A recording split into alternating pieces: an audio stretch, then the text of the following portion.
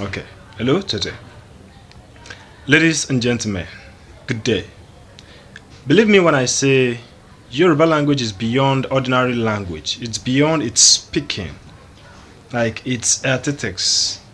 It is what I can call religion. And what is the religion that I mean? You know, a religion is belief and it is based on vows and wisdom. So that's of which you speak and, you speak of and be confused somehow and sometimes because if you do not understand, you will not know how to put it. Like, let's take for instance, Yoruba people might said Moshe Ileri as the AI Yoruba, Olamileko Fabilola, has explained earlier in one program that Ileri, that means to, to lay something, to lay, láti lay nǹkan. So, like, for instance, to lay something down for selling. Pé mo lay lórí igbá tàbí I lay this down. Mo fi nǹkan yìí sílẹ̀. Pé mo fi búra. Pé mo ṣe ìlérí wípé it means that I put that pé mo ṣe ìlérí. This is our head from here to here. So pé mo ṣe ìlérí that I vouch, I put my head down. Like, if I did not do this, that mo ṣe ìlérí pé mo máa ṣe nǹkan báyìí. Like, I vouch to do this. So ìlérí in English means to vouch, just ordinary to vouch. But in Yoruba, tá bá sọ pé èèyàn ṣe ìlérí, it means that you put your head down on something. Like, mo ṣe ìlérí pé màá ṣe nǹkan yìí. Like, I put my head down in witness that I will do this. That is number one. And let me tell you this. There are some Yoruba words that do not have English. Yes, because it's beyond any white thinking. Yes, like let us take for instance, Inyo. When I know you will be thinking like, why would you say Inyo did not have Yoruba? Yes, why did you say Inyo did not have English? Yes, Inyo did not have English. It just has an explanation. Then, àlàyé lásán ló ní èdè Gẹ̀ẹ́sì, kò ní Yorùbá. Kò ní èdè Gẹ̀ẹ́sì gangan. Àlàyé rẹ̀ ló wà. Because ní pounded yam, àbí? That means that yam. You can confirm with me that yam means issue, right? And to pound means gungun, àbí? Wọ́n ní pounded yam. Iṣu tí wọ́n gún, àlàyé ni. Tó bá fẹ́ sọ ní Yorùbá, wọ́n sọ pé iṣu tí wọ́n gún ló di iyán. Àbí? A pounded yam turned to what? Iyán. So definitely, iyán did not have a particular English.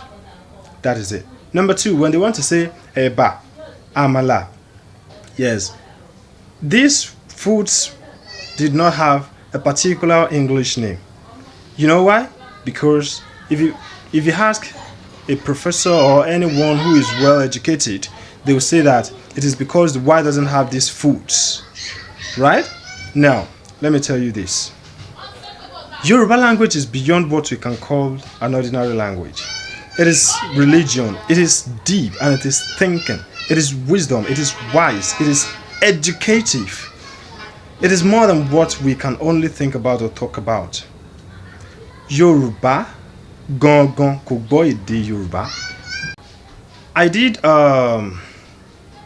one fọ́nrán, mo ṣe fọ́nrán kan ní ìṣáájú kó tó di pé mo ṣe fọ́nrán eléyìí tí mo sọ fún àwọn èèyàn pé Yorùbá ìrẹsì òun ní dágúnró. Ẹnìkan sọ pé òun kọ́ ẹ̀kọ́ tó pọ̀ mọ́. Bàbá kan wá wò ó ní òun ti gbọ́ nǹkan tó jọ bẹ́ẹ̀ rí. Àmọ́ òun ò rántí dénúdénú torí pé ohun tí wọ́n kọ́ àwọn ní ilé ẹ̀kọ́ ni ìrẹsì. Àyálò èdè ni ìrẹsì jẹ́ fún dágúnró. Rice ní èdè Yorùbá ni dágúnró. That is number one. Another word is that when Yoruba people are speaking, tó máa sọ fún ẹ pé gbogbo igi kọ́ lè jò ń gùn, gbogbo nǹkan kọ́ lòòrùn ń pa, gbogbo ẹranko kọ́ lẹkùn gbọ́dọ̀ jẹ nínú igbó, gbogbo nǹkan kọ́ lòjò ń rọ̀ lé lórí. Tó bá tún wá lọ síwájú wọn á ní Bókìtì ọ̀gàn bá jìn, orí ara ẹ̀ ní jìnlé. All these words are just ordinary word for a layman that do not understand. But as a deep Yoruba man, as a deep Yoruba woman, if they speak this to you, you will understand that they are telling you that kò ń ṣe gbogbo nǹkan lèèyàn máa ń ṣe, kò í ṣe gbogbo èèyàn lèèyàn máa ń lérí sí. Kódà kọ́ mọ́ ní kékeré tó bá lérí sí pé wàá rí nǹkan tí màá ṣe fún ẹ, tí gbogbo àwọn èèyàn ti mọ̀ ẹ́ tẹ́lẹ̀ wípé alágbára ni ẹ́, kò ń ṣe gbogbo èèyàn ló gbọ́dọ̀ máa sọ bẹ́ẹ̀ sí, torí pé ibi títí ẹ ti parí ni tẹlòmíì ti bẹ̀rẹ̀, iwájú àti ẹ̀yìn ti ẹni ẹlòmíì ti mú mọ́ iṣẹ́. These Yoruba words are deep and so difficult to translate to a layman's understanding. So, àyàn gidigbo ni mí, mo ti ń kó gíbo ìlú ọgbọ́n kí gbogbo ọlọ́gbọ́n àti ọ̀mọ̀ràn kí wọ́n lè jó. Ẹni tí ó bá rò wípé ó sì kù nǹkan kan tó yẹ kí n sọ sínú fọ́nrán yìí, tàbí ẹ ò gbádùn rẹ̀ tó, ẹ sì nílò àlàyé díẹ̀ sí tó fi lè kún kó lè yé yín yéké, ẹ sọ̀rọ̀ sí ojú ìwé àríwísí tí olóyìnbó ń pè ní comment section. Mo sọ níjọ́ kìíní àná, mo ní a lè wá èdè Yorùbá fún àwọn òyìnbó, àmọ́ kò ṣeé ṣe fún òyìnbó láti tètè wá èdè òyìnbó sí èdè Yorùbá. Lẹ́nu ọjọ́ òní, lọ́jọ́ méjì tó kọjá sẹ́yìn, ni wọ́n ti wá èdè Yorùbá àbí ọ̀rọ̀ Yorùbá fún nǹkan tá a lè máa pe bátìrì, charger, carrot àti watermelon, tí àwọn eléyìí jẹ́ ẹ̀kí agbára, ìyẹn bátìrì, ìgbà agbára tí ìyẹn jẹ́ charger. Atọ́ka fún òun ni carrot, tí bàrà olómi dúdùn jẹ́ watermelon. For more information, please send us what you think in the comment section. Fún ọ̀pọ̀lọpọ̀ àti nǹkan míì tẹ́ bá tún rò pé ẹ lè jẹ́ ká sọ, ẹ fi ránṣẹ́ sí wa ní orí ẹ̀ka àríwísí yẹn comment section. Ẹ ṣeun, ó dàbọ̀.